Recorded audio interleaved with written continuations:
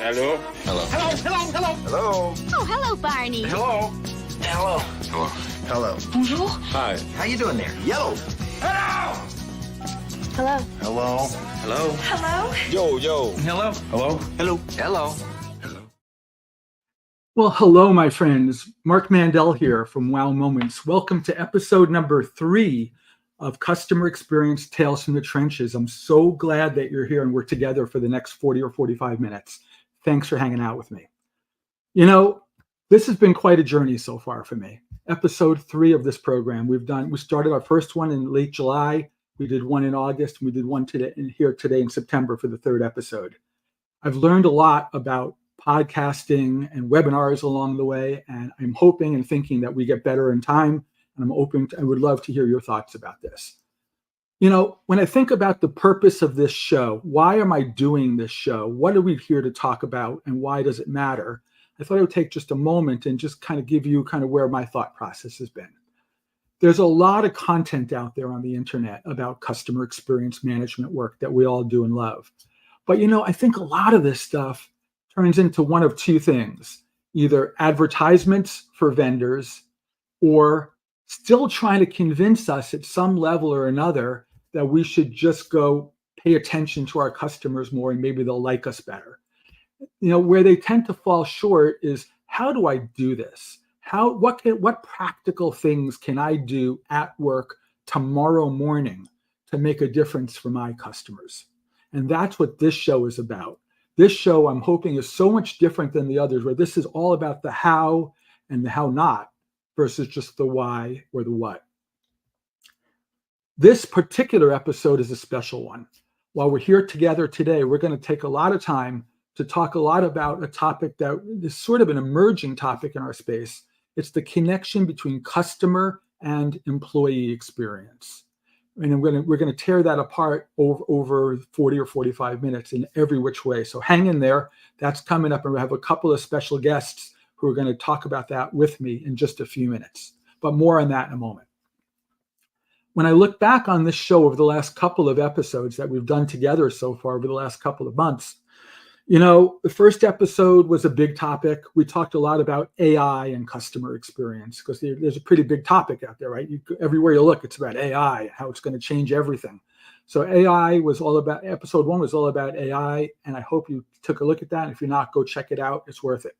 Episode 2 was a little bit different. We as practitioners in CX, you know, sometimes struggle with getting our work to A, be sticky in our organizations, or B, get our bosses to even notice our work anymore to the point where they fund it and continue to fund it and staff it the way we need them to. So I had a couple of guests last month where we talked a lot about how do we get our work to stick and how do we get to make sure that we continue to get funded now. In addition, you may have seen some short video clips that I do. I do about 1 or 2 a week. There's a special different topic tracks that I call Customer Experience Minute to Win It. Those are put out on LinkedIn. I put them out on YouTube, much like this program as well. And I hope you check those out as well. Well, let's talk about some things that are really interesting to me and hopefully to you.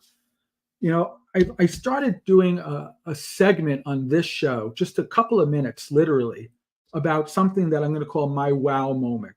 Something that came along in the last week or 2 or 3 in my life that really struck a chord with me and excited me. And I want to talk about that with you just for a moment. It is a vendor that I became connected with and familiar with over the last maybe 30 days. And man, are they someone special. And that is a company, if you've never heard of them, called Opinator, O-P-I-N-A-T-O-R. They're a smaller company in the voice of the customer business, and I want to encourage you to go check them out at opinator.com. They've really been unique in how they take a look at customer engagement as a part of your voice of the customer work in a way that your surveys become an intentional part of the customer journey with you. And in doing this, they really begin to overcome a lot of the challenges around people are not taking my surveys anymore. They're doing some really special work there, and check out Opinator. They're well worth it. Another wow moment that I have is about a book. And you may remember, if those of us that were together in the episode last month or the one before that, you know I do this little book club segment. I'm going to do this here as well with a brand new book that came across my radar screen recently. This is a book that's called CX Pro Beyond the Basics, Advanced Insights for Customer Experience Professionals by a good friend, Carl Charisse. This book came out last week from the publisher, and it's available at Amazon and Barnes & Noble. I almost said B. Dalton, but that would be dating me from a long time ago. Check it out. It's available in all formats. And what this is, the compilation, guys, they put together 12 or 13 authors who had different opinions about parts of the customer experience story. And they put this together and they published it in a book, and Carl edited the whole thing. I bring it up in part because I think this book is terrific, because much like this show, it's full of practical information that you can think of and do right away. This is not a big high level, here's why customer experience matters. That's not what this is. This is how do you do it and how do you make it real. I, in fact, had a chapter in this book myself, and I talked about AI, but instead of giving you rave reviews about AI and how it's going to change the world, I took a more cautionary tale about AI, and I think that that's really important, that you should know that. What I'd like to do with Carl's book, I called Carl a few days ago, and I said, Carl, I need to order a bunch of copies of your book. And so we made an arrangement where he's going to sell me a bunch of these. I'm going to give them to you guys. Not everybody is going to be able to get one. I know we're going to have a bunch of people in this show, but I'm going to try to give away 10 or 20 copies of this over the next few days. And my only criteria to get a copy is you need to ask for it. So if you have the ability to either direct message me or email me or send me a comment on the side here or through LinkedIn or any channel you want and say, I want a copy of the CX Pro book, I'll make sure that Carl and I pack up a copy and get it to you over the next few days. It's worth it, and it'll be my gift and Carl's gift to you in the hope that you are willing to take a look at it and share it maybe with others if you like it as much as I do. So it's called CX Pro Beyond the Basics. But guys, I know for a fact why we're together here today. Again, I mentioned customer and employee experience. And that's a bigger and bigger topic. More often than not, at least in the past, in my experience, the customer experience organization in a company was dramatically siloed from the employee experience or the HR organization in those companies. And very rarely did they have much cooperation between the two. They were seen as dramatically different purpose and mission groups. And only recently have I started to see trends where these things are starting to come together, where they're coalescing more and larger into one more cohesive organization. I worked with a client recently in the retail space, in fact, where the vice president of customer experience rolled up to the chief people officer in the company. And those linkages became really empowering. The reason I think they're important, I'm going to talk about this with my guests in just a minute, is you think about the customer journey.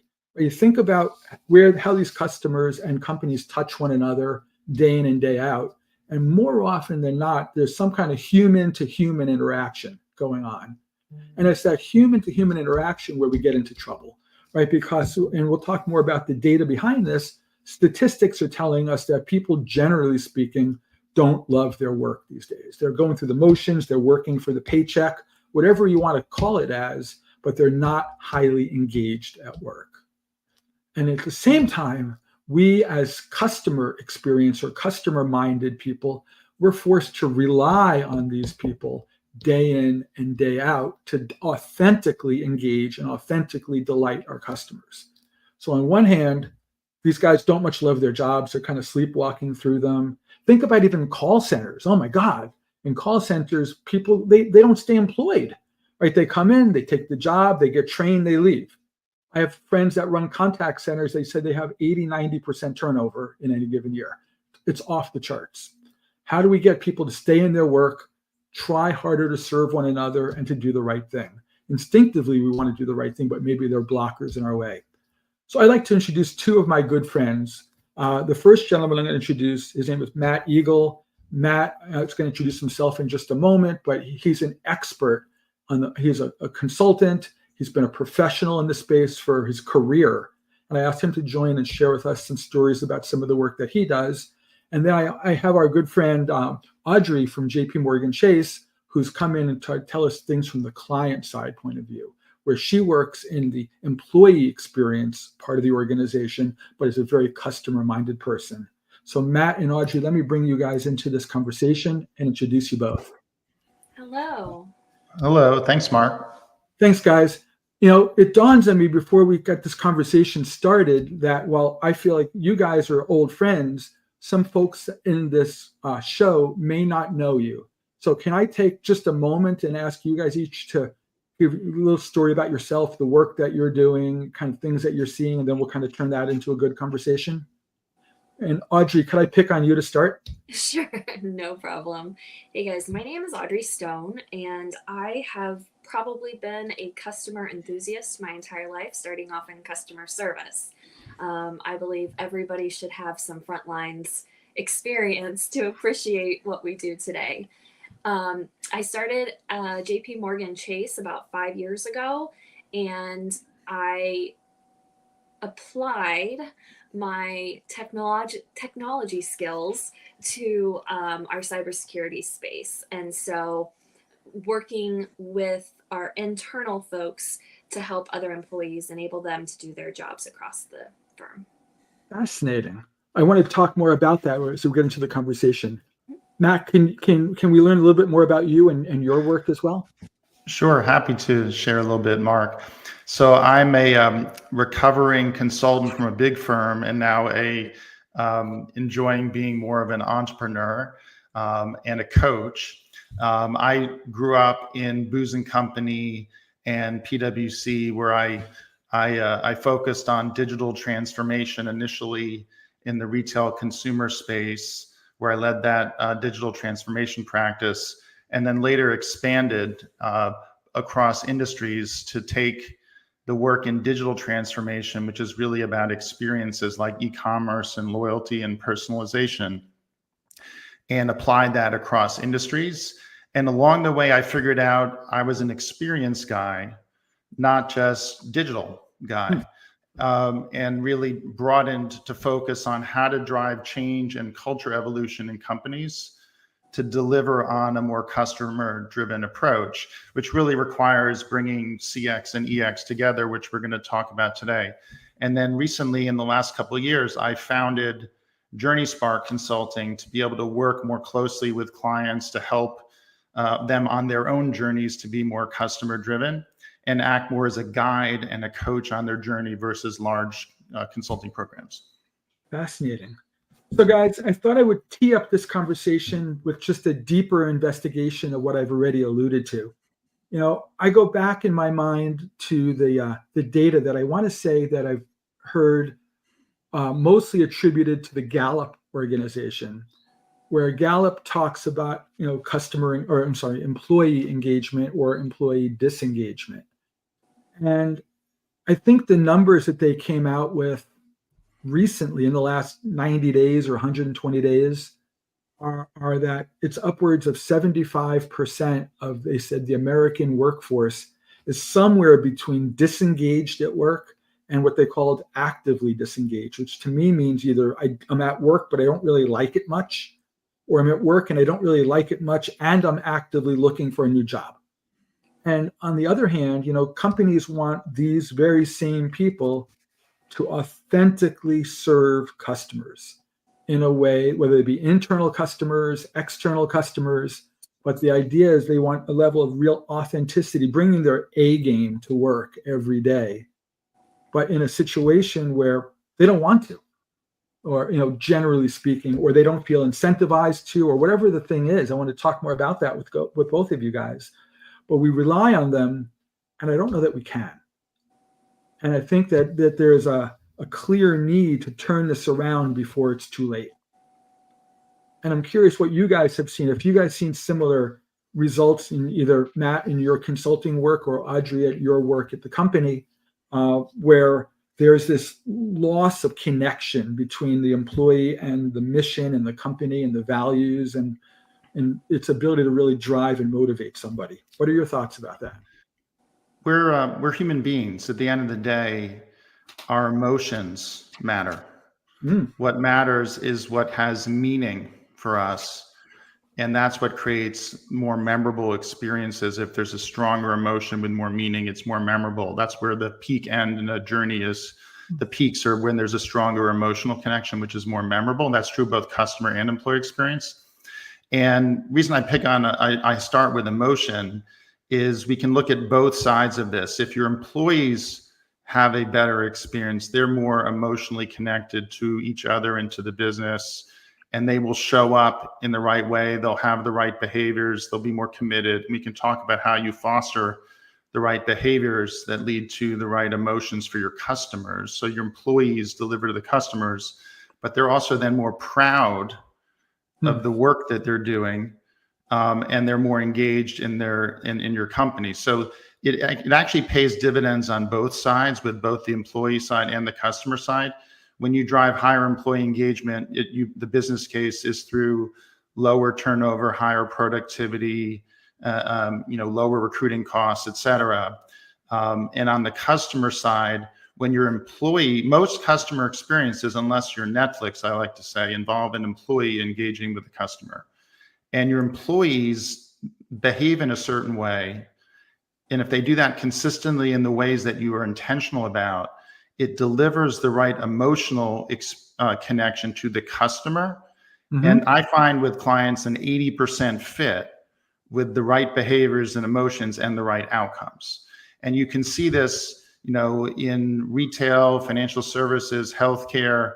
When you measure it at the location level, the higher EX and higher CX go together, and you get higher store profitability, branch profitability, et cetera. Interesting. Audrey, what have you seen? So I work at just a little company called JPMorgan Chase. Don't know if you ever heard of it. This is from my perspective, not from a corporate perspective, of course. I look at employee experience, the input, and the engagement is the output. So they're reciprocal of each other. You've always heard you can't pour from an empty cup. Put your oxygen mask on before somebody else. So with as many people as can be employed, from a small company to one the size of JPMC, I always look at what are we doing to enable them, the employees, all of us, right? It's not us versus them. I should say all of us, to feel connected as if we were a small company, and to provide the best technology, processes, people where they should be to enable their success. And then by doing that, in reciprocity, you get their engagement in programs and after hours and so on and so forth, as well as during the day. So filling their cup so they can then fill the customer's cup. Again, it's the employee satisfaction that leads to the higher customer satisfaction. Matt, you've talked a bit already now about emotion and the linkages back to emotion. What role, how do you see culture playing a role in this? Talk to me for a minute about organizational culture, organizational dynamic, things like that. Culture's essential. I was lucky early in my career to get exposed to John Katzenbach and others in the Katzenbach Center at Booz and PwC, and ended up becoming a partner advocate for the Katzenbach Center, focused on the intersection of customer experience and culture. It had a big impact on me and engaging with the people in that community and the ideas there and applying them. And one thing I learned from that is that you can drive engagement and behavior of your people one of two ways: rational compliance or emotional commitment. Rational compliance is more formal. So you can think about the performance metrics, the performance management systems, everyone's being measured, everyone's being judged, et cetera. And reporting relationships and decision rights are other formal mechanisms, but that's very rational. And that the problem is that a lot of times the organization is incongruent with what you say you want it to be. And you can't just expect people to do things in the face of something that's different than what you're telling them. They see what's actually happening versus what you say. And ideally at a really strong company, that doesn't happen too often, but there's always improvement opportunities to get it more consistent across the company, across your employee base. They have a bell curve. Are they engaging in all the behaviors all the time, some of the behaviors, some of the time, which is the middle, or it's none of the behaviors, none of the time, the other side of the bell curve. And you want to shift the bell curve. And emotional commitment is much more powerful than rational compliance. 95% of decisions we make as human beings are actually unconscious. And that they're emotionally driven. And this is not a defect where like we use emotions because we don't have reason. It's actually a feature, not a bug. And how does this work? Think about habits. There's a stimulus or cue, there's a craving, there's a behavior, there's a reward. The craving occurs before the reward because we want to activate behavior. So the mind is actually driving behavior in order to get a reward. And you do this unconsciously and you learn to do it. Now, the same thing is true with organizational behavior as with consumer behavior, is that most decision-making is still unconscious. And what you want to do is go from being unconsciously incompetent to consciously competent to unconsciously competent, which is habits, which is behavior. So if you pay attention to the behaviors you want, it's actually key to getting the emotions you want and getting the outcomes you want. Audrey, I'm curious from your standpoint, what have you seen? Obviously, you're in this new emerging trend where you're a customer-minded person in an employee-facing organization. Tell me about culture there, and what have you seen in terms of really unlocking this in people, making them want to commit to not just bettering the culture, but bettering the entire experience for people? How do you get people to really sign up for this and really want to really invest? So I don't think you can be 100% prescriptive on this. Interesting. People are going to work and do business and purchase from places and companies that they can relate to, typically, right? I want to work where I can already see myself. And so when you have, especially a global organization, you can't be so prescriptive as to say, this is what our culture is. You have to have that broad stroke of everybody is welcome here. Bring your full self to work.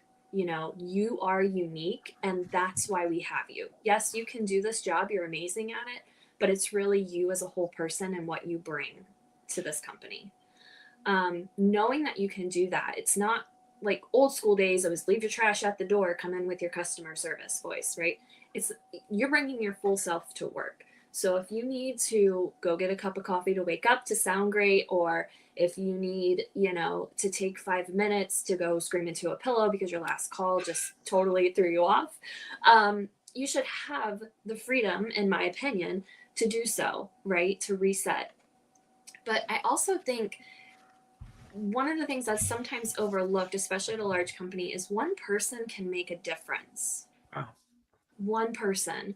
So if somebody's like, you know what, I think this type of space is missing. I'm gonna kind of start a little group and see how that goes, and then start to expand it. And I speak on that from experience, from research as an Asian and Pacific Islander researcher. They wanted to start their own group. They're like, this is a gap. We don't have this gap in regard to our culture, and we want to make sure we connect people. Mm-hmm. And so doing research on that, we found out that others wanted that connection as well. And we asked, what do you just want to have an open forum? What do you want to do exactly? With what would cause you to come to these meetings if we have them? And that really boosted the culture in regard to, hey, we're not saying nobody can come in. We're saying everybody come in, learn, we'll have like cooking shows and talk about, past stories and things.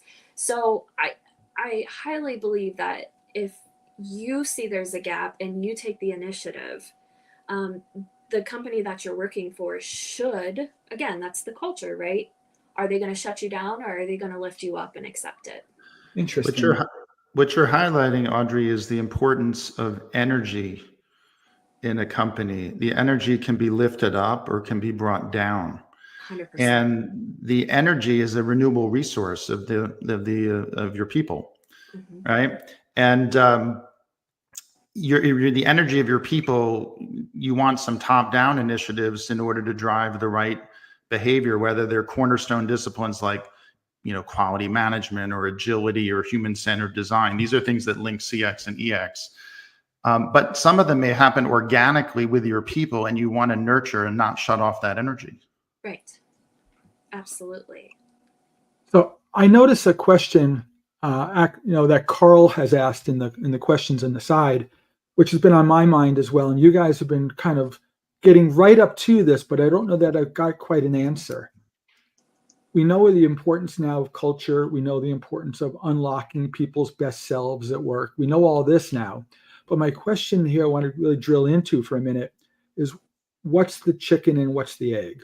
So from that perspective, do we think in what might be old school thinking where we define our ideal culture and then hire for the culture? Or do we let the culture become what the culture is by engaging the right people to come in regardless of their beliefs and let the culture become a sum total of the people? And so where is the predefinition? Is it culture first and then people have to adhere? Or is it people first and culture evolves? Personally, I think it depends. I'm Tell me going to more. give you my insurance answer, right? It depends. If it's a brand new company, you can look at a company that, like Chick-fil-A, they have their culture established and they hire accordingly. You don't have to believe in what they do, but this is how they work. And if you can adhere to the way that they work, awesome, you're welcome. Other more established places that have been around for, years and years, sometimes that culture is already set. There is a little bit of wiggle room, of course, as Gen Z comes in to play with everything. But that's my perspective is it already set and it's been established for a while? Or are you starting a new company and this is your culture, you're going to hire to it? I think that's right. I think that with a newer company, where you've already identified the product market fit and you're into hyper growth, it's around how do you sustain and strengthen and expand the culture as you grow without losing your way as you get bigger.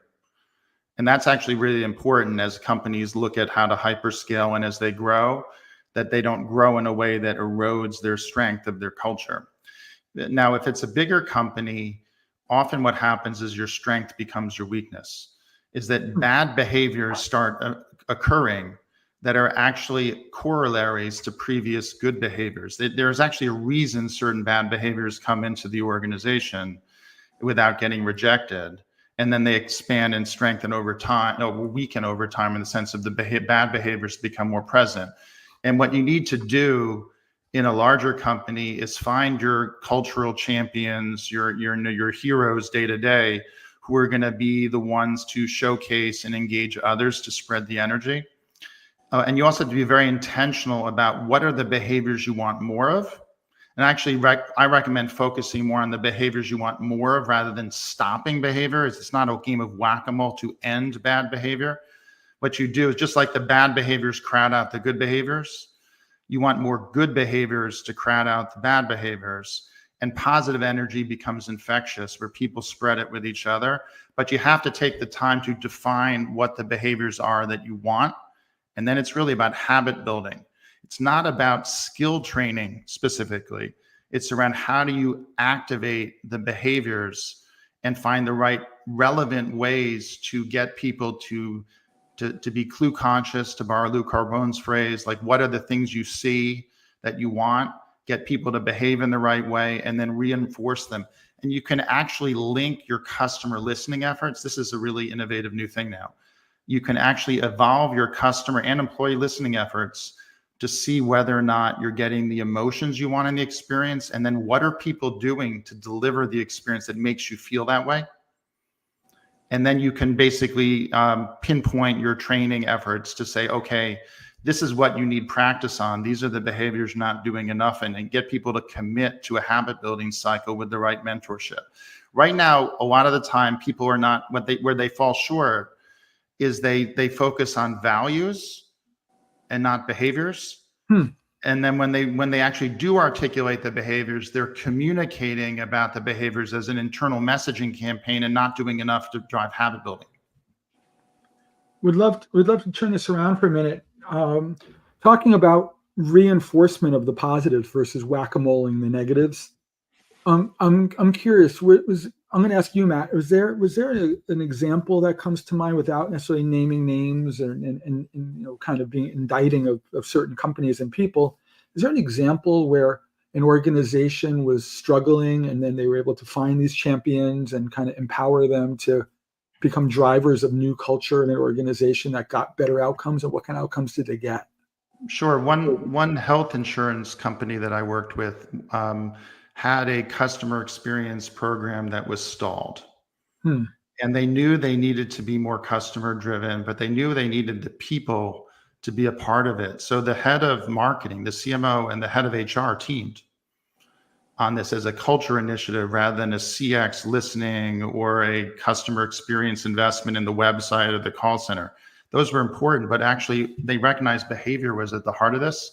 Now, the punchline is they went from number 13 to number 3 in CX scores in 3 years, right? Thinking of like NPS and other metrics like that in terms of Blue Cross Blue Shield rankings, benchmarking. And what did they have to do? They need to create an I've got it culture. Now, previously they were identifying pain points, and there were hundreds of pain points of like that they were getting back from their customer listening and all the internal research they were doing about what the employees could do wrong that delivered that bad experience. Sure. Right? As well as some of the pain points were breakdowns of like, people don't know their password or, but there were actually a lot of it is that when the experience happened, the employees showed up in the wrong way. They pivoted from chasing problems with the survey with like one problem at a time. And there's always more and more problems to whack-a-mole with. At one point we started with like 287 pain points. How do we prioritize them? Yeah. Then we started focusing on what are the behaviors we want and how do we activate those behaviors and make a much more focused set of behaviors and then evolve the customer listening to be aligned to that. Audrey, anything you could add to that? Yeah, I mean, what I like to see is, to your point, Matt, people were sending out surveys. I would just like to see people talk to each other more. I honestly, like, surveys are one thing, but they're such a minuscule part of what an experienced professional does. If you can have from the top down, if you can have your leadership create that psychological safety culture and get out there and talk to people, you're going to find out way more than from a survey or from the lack of responses to a survey. So interesting. Yeah, that's my 2 cents. From my standpoint, I'll share just a quick anecdote. If I look back on the last, I don't know, however many years of work that I've done, probably the single most often asked question that I'm asked by clients and even prospects that are not yet clients is, what one thing could I do this week at work that doesn't cost me anything to implement to drive some initial low-hanging fruit? So everybody's looking for, the magic silver bullet, but there may actually be somewhat of one. And I share with them a story around the importance of storytelling, kind of tribal knowledge storytelling in an organization, whether amongst teams of people, whether larger organizations, whether it be in town halls from the leadership down, just open dialogue of communication about what worked and didn't work. And in the hope that if it worked, we get some positive reinforcement for it to happen again. And if it didn't work, we learn that it didn't work and we get people to back away from trying it again, at least the same way. And storytelling doesn't take technology. It doesn't necessarily take money. It doesn't take significant change management. It just takes the desire for people to sit down and say, here's how my day went at work today, and here's what I learned, and here's how this customer handled the issue, or a coworker handled an issue, and what went really well, awesome, and what didn't go well, let's learn from it. So for me, storytelling is casual. Storytelling is not necessarily a big formal skill set, as much as it is just an open flow of communication within an organization about the good and the bad. But we could all learn from that and potentially calibrate from it and be able to do something with it. Every leader can impact both customer and employee experience, and they come together, right? We talked about how every good CX has a corollary in the way the employees show up for that experience. Mm-hmm. The leadership experience, and the way leaders are mindful, the way they engage others and tell stories, like you just said, Mark, the way they think about the behavior and how it impacts other people and what other people are going to do next, mindfulness. So just getting your leaders to have a shared sense of the journey and a shared vocabulary and how they can collaborate, and then how they can be mindful themselves to show up better as a leader, to model the right behaviors, and then train and coach others to engage in the right behaviors on their team. That starts with understanding where you want to go. So like, if you want to look at the EX intersection, one of the first things you could do is look at the customer journey through the lens of how do CX and EX go together. A lot of times with EX, people focus on hire to retire as the journey. And that's an HR lens. That's actually useful if you want to apply the repertoire of human-centered design and change management culture purely through the lens of employee experience. But that's not a CX-EX overlap. That's an EX-only lens. The first step of bringing the two together is to think of your customer journey not just as what are the emotional peaks for your customers, but how are your employees involved? And what are the behaviors of your employees that deliver those emotional peaks for the customer? And to Audrey's point, you can actually get started just by getting the right people in the room, sharing experiences, having conversations. Then you might choose to go do some in-depth interviews or I often find, like Yogi Berra said, you observe a lot by watching, right? Mm-hmm. It's better to ask questions and observe people than it is to do a survey. Start with the qualitative and the in-depth. That actually you can really uncover. Go talk to your high performers and observe them, what behaviors they engage in. Get them engaged in shaping what your work is finding, and then expand it. You can bring the qualitative. You can also start leveraging AI and other tools to mine lots of unstructured data. But if you want to start smaller, start with the qual. Don't start with the quant, right? And then add the quant as early as you can, but make sure the qual's there at the beginning. Don't start with the quant. Sure. Good advice. Audrey, anything to add? Yeah, so I like to think of what can I do tomorrow? Sure. For the next, or what can I do next week? The big question. Yeah, and I think if as a researcher at heart, right? If I go to my product manager and I say, what do you have planned? What features or what new product or launch or what are you hoping to accomplish and put out there? Especially for the employees, right? And here's why I ask that. Because I want to know they're going down this road. If I find out who their actual customers are, and I'm able to enable those customers to then help their external customers, then I've solved a problem, right? I've increased efficiency for the company, of course, the bottom line. But for the employee, I've made it easier to do their job. So they can, that's why ESAT rises first and then CSAT, right? Mm-hmm. Because you're enabling them. And so if you're putting something out there and you don't even know who the user is or how they're using it, why they're using it, you'll have a lot of tech debt. You'll have to go back and let me fix that. You don't want an oops moment.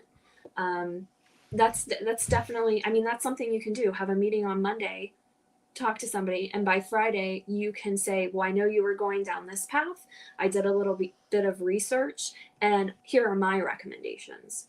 And I betcha that's a way to get noticed. That's great advice. You know, guys, I could sit here all day and talk about this with you guys, but I want to be respectful of your time and the time of our guests on this show. So I'm going to ask you only one more question, and it's kind of the high-level softball question, hopefully, which is really, you know, Audrey, you may have already done this here in the comment you just made. Is there any kind of advice if you were brought in as the consultant to the companies that the folks who are listening in work for, and said, hey, you know, I have a piece of advice I could give you. It's generic, it's high level, it may not necessarily fit perfectly, but it might be something to begin the conversation with. What advice would you give somebody, you know, about this type of thing? Is it about alignment? Is it about culture? Is it about empowerment? We've talked about so many different things. We talked about emotion here. What one area would you give somebody advice around to say, that's going to give you a near-term potential impact that's truly measurable financially? Because I know ultimately if it's not financial, it's not going to matter. 100%. I'm a big believer in business cases. And I think even before you go to a stakeholder with a business case, you're going to have a couple small wins. And so having that external documentation to support your business case, what you've currently been able to do, and that you're not trying to boil the ocean. Sure. Right? You have to get your stakeholder buy-in. You have to know what's important to them so that you can say, oh, I increased usability and valueness of this and that over there. They're like, okay. Versus, hey, I saved you 196 man hours on this in one quarter. That's different, right? Even though it's this, you're talking about the same thing. It's what the leadership wants to hear in regard to the bottom line. That's tremendous. Matt, anything that comes to your mind, whether it be along the lines of what Audrey's talking about or even something different? I think what will make it ultimately the simplest for people is if they remember that if you want business outcomes, the formula is behavior leads to emotion, leads to outcome. If you're measuring the outcomes and trying to correlate it with your NPS or your ESAT, it's too high level. You need to understand, given my business and what I'm trying to do and the experience I'm trying to create, what are the 3 to 6 emotions I want people to feel at peaks in the journey? And if you understand those emotions, you're truly walking in the shoes of your customers and your employees. What are the emotions you want them to feel? Not what you want them to say about you. How do you want them to feel themselves? Okay. Then you can say, work your way backwards. What behaviors should I be engaging in or my team engaging in to deliver those emotions? And you can then link that to outcomes. But it starts with the emotions and then gets to the behaviors. And that the behaviors is where the magic happens. But if you don't link it to emotions, you won't get the results. Interesting. Well, guys, this has been a terrific conversation, and I hope it's just the first of many that we have together in this type of thing. As we wrap up this part of the show, I know a couple of people have pinged me privately here asking how do they reach you guys? Can I ask you to give some high-level contact information, whether it be through LinkedIn or an email address that you might want to share with somebody, or some way for somebody to track you guys down? I am always happy to connect on LinkedIn. Good. Absolutely. So anybody can go ahead and send me a request, and I'm a networking person. I love meeting new people and finding out what we have in common. So 100%, just search my name on LinkedIn. Thanks, Audrey. Similar. If you look up Matthew Egol, I spell my name out on LinkedIn, Matthew Egol, with 2 T's on LinkedIn. You'll find me, and I think I'm the only one with that name you'll find on LinkedIn. Happy to connect with you. The fun way to remember my name, my daughter taught me this, is that when you fly, they use the last 3 letters of your name. So I'm Mr. Ego. and they leave the L off. And so I'm not an arrogant person, but my alter ego, whenever I traveled as many years as a consultant, was Mr. Ego, would be with the red hair flaming if I didn't get upgraded. So EGOL, not EAGLE, Matthew Egol. Happy to connect on LinkedIn, or my email is just Matt, in this case, Matt rather than Matthew, matt@JourneySparkConsulting.com. Awesome. Guys, again, from my heart, thank you for hanging out with my friends and I here today. We're going to have a couple more segments of this show coming up before the show winds down. But Matt and Audrey, thank you both for hanging out with us today. And Thank you. Have great experiences ahead, my friends. Thanks. It was a lot of fun. Take care, guys.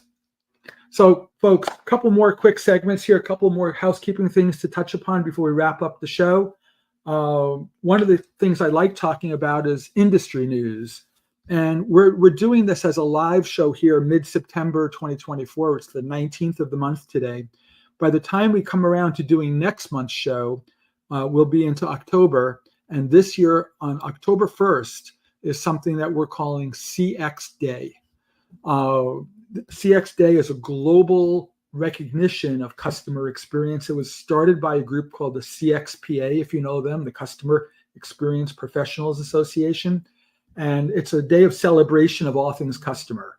I want to encourage you, if you don't know the CXPA and CX Day in specific, check it out on the web. I would encourage you, for those of you, in companies, that you might want to start a company get together for that day, or do something fun for your customers to recognize that particular day. October 1st, CX Day globally. Check it out at the CXPA's website, which is cxpa.org. You'll find much information about that.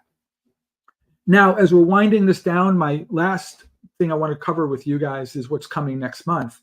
We're going to get together next month with a couple more of my friends, and we're going to talk about a pretty big topic together. I've invited, if you guys may know these guys, if you know Richard Owen at all. Richard Owen used to be the CEO of a company called Satmetrics, and he's now the CEO of a company called OCX Cognition.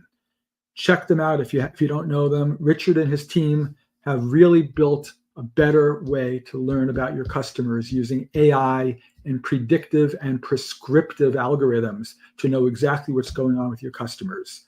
We're going to tear that apart every which way, especially next month in an area where it's harder and harder to get people to take a survey. So if they're not taking your survey anymore, how do you learn more about your customers? Richard and I are going to be joined by a good friend of ours named Troy McHenry. Troy works at Blue Cross and Blue Shield here in North Carolina. He runs their customer listening program, and he's pretty awesome. So it's going to be Troy, Richard, and I, and we're going to get together in mid-October, the date to be determined, but I'll get that out on LinkedIn soon. So with that, guys, I want to say thank you. You've given us 40 or 45 minutes of your day today, and I want to thank you for that time and to share with you and have you here with us. For those that asked for a copy of Carl's book, I'm going to make sure you get a copy of Carl's book. So that's going to be on its way to you soon, and we'll see you again soon. Until then, guys, thank you for everything that you've given me and all of this support, and we'll see you again soon. Take care, my friends. Be well.